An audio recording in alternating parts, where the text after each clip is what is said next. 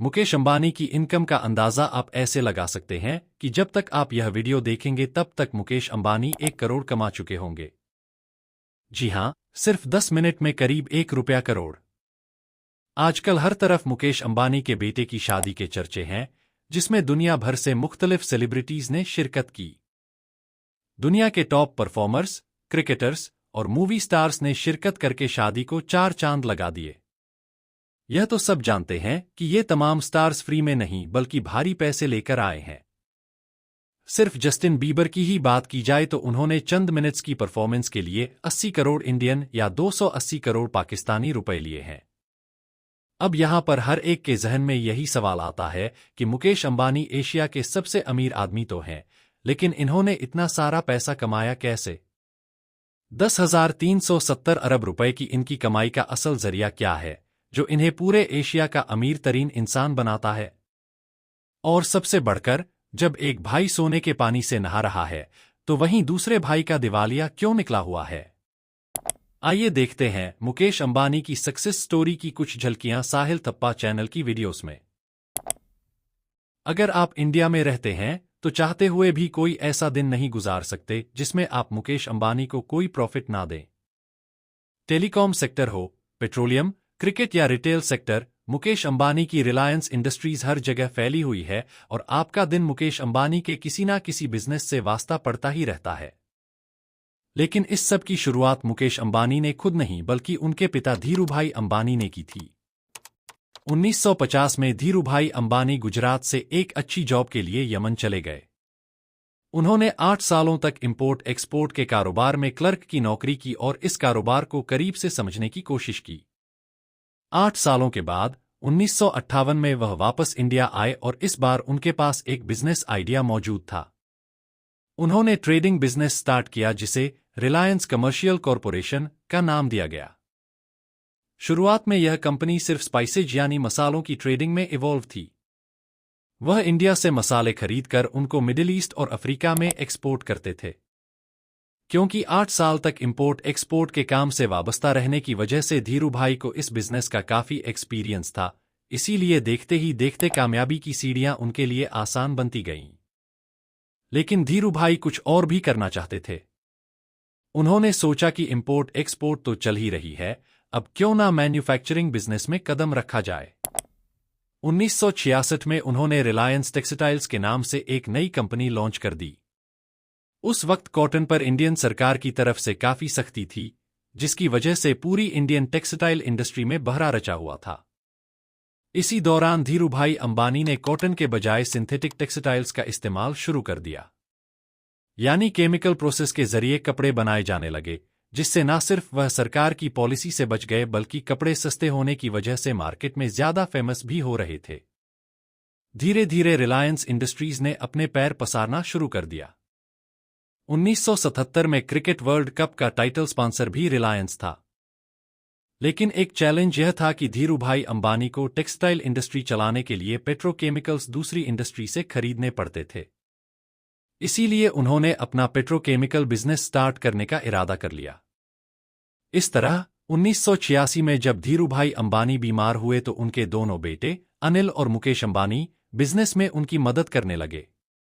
और जब तक धीरूभाई अंबानी जिंदा रहे, दोनों बेटे उनके नीचे मिलकर काम करते थे। मगर 2002 में जब धीरूभाई की मौत हुई तो एक नया डिस्प्यूट सामने आ गया। अपनी मौत से पहले धीरूभाई अंबानी ने अपनी जायदाद की तकसीम यानी उसकी डिवीजन के बारे में कुछ नहीं बताया था।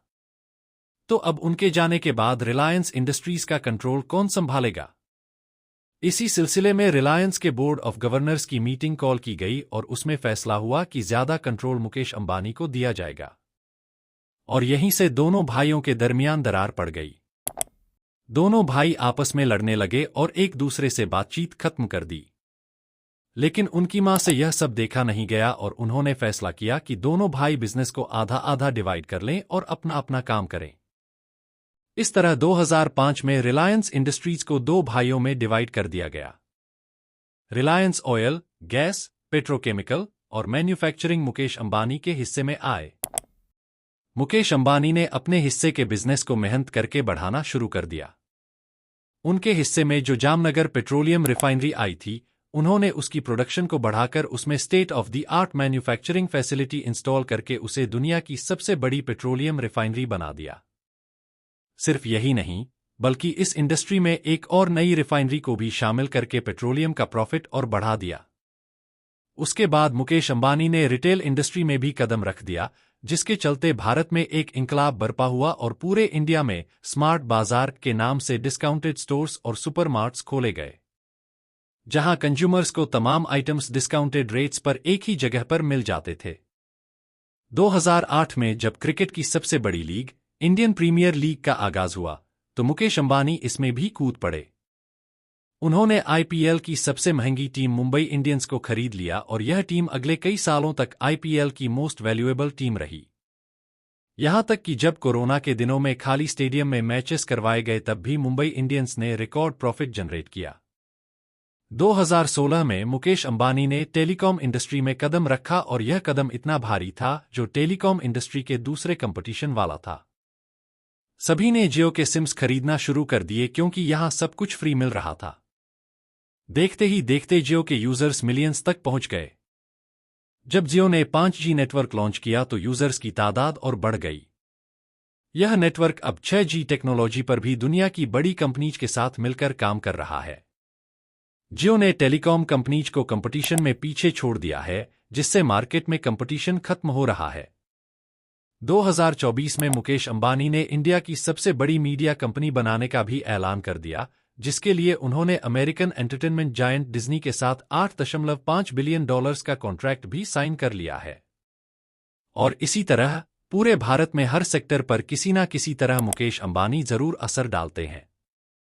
आज मुकेश अंबानी की नेटवर्थ $122 बिलियन से भी ज्यादा है, जो 3,410 अरब पाकिस्तानी जबकि 10,370 अरब इंडियन रुपीज के बराबर है। इस हिसाब से यह दुनिया के 11वें अमीर तरीन शख्स हैं। अगर इस लिस्ट में से अमेरिकन बिलियंस का नाम हटा दिया जाए तो मुकेश अंबानी पूरी दुनिया के दूसरे अमीर तरीन शख्स कहलाए जाएंगे। अब जाहिर है, जब पैसे की रेलपेल इतनी ज्यादा हो तो खर्चे भी फिर इसी हिसाब से होते हैं। मुंबई में मौजूद मुकेश अंबानी का घर, जिसे एंटीलिया कहा जाता है, बहुत ही फेमस है। यह एक 27 मंजिला इमारत है, जिसमें हर फ्लोर पर अलग अलग तरह की फैसिलिटीज मौजूद हैं। इस घर की कीमत $2 बिलियन यानी करीब 15,000 करोड़ रुपए से भी ज्यादा है। इसे दुनिया के सबसे महंगे और लग्जरी घरों में से एक माना जाता है। इस घर में 600 से ज्यादा स्टाफ मेंबर्स काम करते हैं, जो अलग अलग कामों की देखरेख करते हैं। मुकेश अंबानी की वाइफ नीता अंबानी भी एक सफल बिजनेसवुमन और समाजसेवी हैं। उन्होंने रिलायंस फाउंडेशन की शुरुआत की थी, जो भारत में शिक्षा, स्वास्थ्य, खेल और अन्य सामाजिक क्षेत्रों में काम करता है। मुकेश और नीता अंबानी के 3 बच्चे हैं, आकाश, अनंत और ईशा। आकाश अंबानी ने जियो के बिजनेस को संभाल लिया है और उन्हें जियो की कामयाबी का श्रेय दिया जाता है।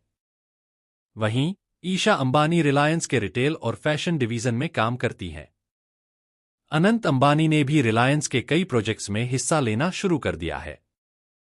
मुकेश अंबानी का कहना है कि वे हमेशा से अपने पिता धीरूभाई अंबानी के सिद्धांतों पर चले हैं। उनका मानना है कि अगर आपके पास कुछ बड़ा करने का सपना है और उसे पूरा करने की मेहनत है, तो आप किसी भी मुकाम को हासिल कर सकते हैं।